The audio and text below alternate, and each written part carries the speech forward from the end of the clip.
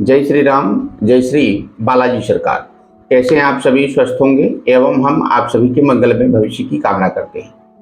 श्री राघवेंद्र सरकार धाम दिव्य दरबार में आप सभी श्रद्धालु भक्तों का एक बार पुनः स्वागत है, अभिनंदन है एवं मैं ईश्वर से यह प्रार्थना करता हूं कि आप सभी की मनोकामनाएं पूर्ण हो।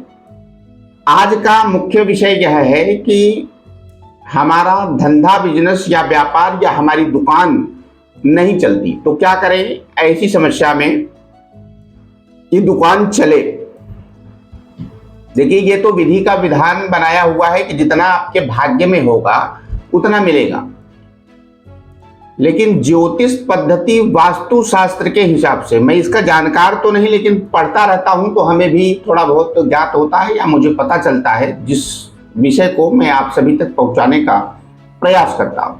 तो आप सभी श्रद्धालु भक्त इसको जरूर नोट करें कि दुकान ना चले, आपका व्यापार न चले तो आपको कैसी दुकान रखनी चाहिए और किस प्रकार की दुकान रखनी चाहिए जिससे आपको व्यापार में लाभ प्राप्त हो।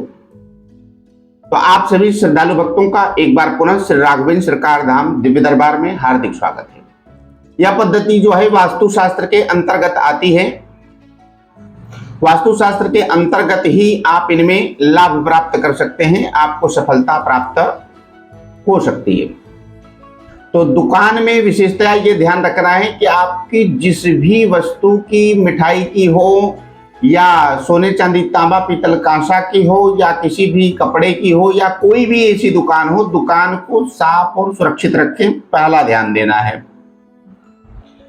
ऐसे 10 कारण हैं, ऐसे 10 लक्षण हैं जिनकी वजह से आपकी दुकान में लाभ आपको प्राप्त नहीं होता। छोटी छोटी चीजों को ध्यान में हम नहीं रखते हैं, इस कारण से हमें दुकान में लाभ नहीं प्राप्त होता है। तो सर्वप्रथम क्या करना है, आपको दुकान को स्वच्छ रखना होता है, पूर्ण तरीके से साफ रखना होता है। दुकान में प्रवेश द्वार पर चौखट बिल्कुल नहीं होनी चाहिए, चौखट नहीं बनाना चाहिए, चौखट नहीं होना चाहिए।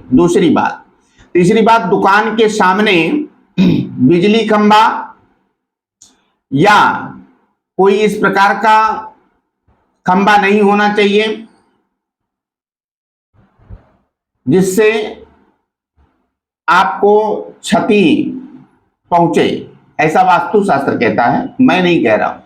बिजली खंभा ऐसा लोगों को करने पर लाभ पहुंचता है, इसको विशेषतया ध्यान दें। बिजली खंभा या कोई ऐसा खंभा आपके दुकान के ठीक सामने ऐसा ना हो, टावर तार ऐसा कुछ, बिजली का तार खंभा ऐसा कुछ ना दिखे।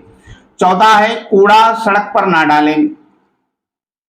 कूड़ा जो है, आप जो कूड़ा दुकान से साफ करते हैं और वह कूड़ा आप सड़क पर फेंक देते हैं, उस पर विशेष ध्यान दें कि कूड़ा आपको सड़क पर नहीं फेंकना है और ना ही किसी सामने वाले की दुकान के पास फेंकना है।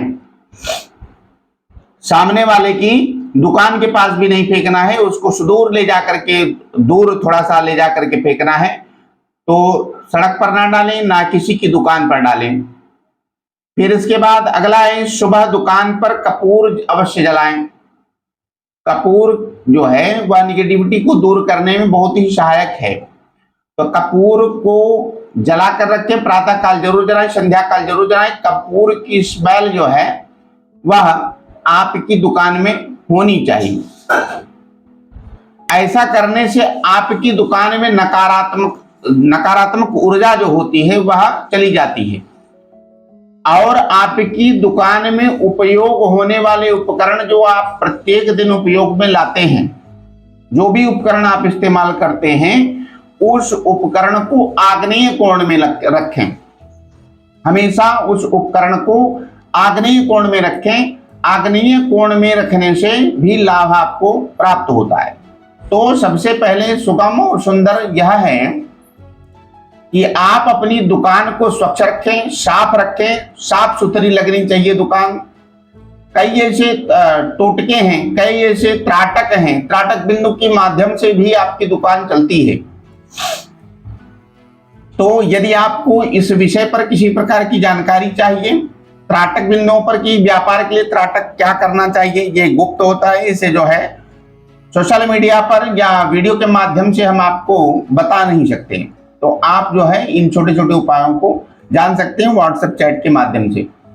तो यदि आपको किसी प्रकार की ऐसी समस्या होती है तो इन बातों का विशेष रखें ध्यान कि आपकी दुकान धंधा व्यापार में बरकत हो, उन्नति हो, आपको लाभ प्राप्त हो, तो इन वास्तु का विशेष ध्यान दें। अच्छा, दूसरी बात यह है कि आप अपने गल्ले जहां रखते हैं वहां बीम कॉलम जैसी कोई ऐसी वस्तु ना हो, जैसे बीम होती है, बीम पाए या बीम जो है, ऐसी जगह पर अपना तिजोरी गल्ला ना रखें।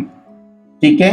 दुकान के मालिक को उत्तर पूर्व की दिशा में बैठना चाहिए, उत्तर या पूर्व की दिशा में बैठे। दुकान का जो मालिक है, जो दुकान का संचालक है, जो दुकान को चलाता है, तिजोरी अपने पास रखे, परंतु यह विशेष ध्यान दे कि बीम कॉलम जैसी व्यवस्था वहां ना हो, बीम कॉलम ना हो। ठीक है। बीम कॉलम यदि होगा तो भी आपको दिक्कत, परेशानी उठानी पड़ सकती है वास्तुशास्त्र के आधार पर। तो इसलिए आप यह विशेष ध्यान दें। आप अपनी दुकान में चाहते हैं उन्नति, तो रखें विशेष ध्यान। ठीक है। आपका धंधा, बिजनेस, व्यापार उन्नत होगा और दिन ब दिन बढ़ेगा, इसमें किसी प्रकार का संदेह नहीं है। तो इसी के क्रम में आप इन चीजों को फॉलो करें, ध्यान दें। एवं श्री राघवेंद्र सरकार धाम दिव्य दरबार में आप सभी उपस्थित हैं। चलिए, दिव्य दरबार में आप सभी श्रद्धालु भक्तों का हार्दिक स्वागत है। जय श्री राम, जय श्री बालाजी।